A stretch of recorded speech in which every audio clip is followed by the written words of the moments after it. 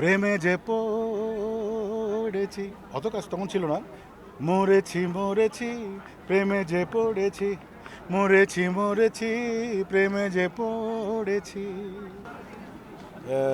এবছরে আমার এসএসসির ক্লাবের পিকনিকও ছিল, অনেক অনেক পিকনিকের দাওয়াত ছিল। এই প্রথম আর কি কোনো পিকনিকে পারিবারিক মিলন মেলায় আমি আসলাম, খুব ভাল লাগছে। এবং পরিচালক সমিতি তো এত সুন্দর করে আমাকে আমন্ত্রণ জানিয়েছেন, না এসে পারলাম না। আমি মনে করি যে এই পরিচালকদের আমাদের সাপোর্ট দেওয়া উচিত, আমাদের ফিল্ম আরও আরও বেশি বেশি হওয়া উচিত।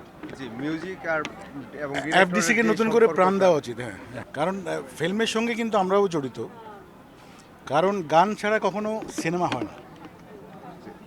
তো আমি প্লেব্যাক সিঙ্গার, সঙ্গীত পরিচালক হিসেবে কাজ করেছি। আমি আমার যে সিনেমাতে আমি অ্যাজ এ মিউজিক ডিরেক্টর কাজ করেছিলাম, নার্গিস আক্তারের পুত্র এখন পয়সাওয়ালা।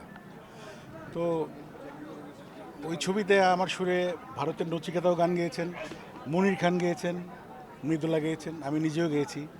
প্রেমে যে পড়েছি, অত কাজ তখন ছিল না। মরেছি মরেছি প্রেমে যে পড়েছি, মরেছি মরেছি প্রেমে যে পড়েছি, এটুকুই মনে আছে। এটা আমার ভালো লাগে, ভালো কাজ করতে সবসময় ভালো লাগে। তো এভাবেই থাকতে চাই, ভালো কাজের সঙ্গে থাকতে চাই। ভালো কাজ করতে মন্ত্রী এমপি হওয়া লাগে না, এমনিতেই যার যার জায়গা থেকে করা যায়। আমি মন্ত্রী এমপি অনেক আগেই হতে পারতাম, অফার এসেছিল আমার কাছে এমপি হওয়ার জন্য। তা আমি বললাম যে দেখো, আমি এমপি হতে চাই না, আমি আরও 3 যুগ আগে মন্ত্রী হয়ে বসে আছি।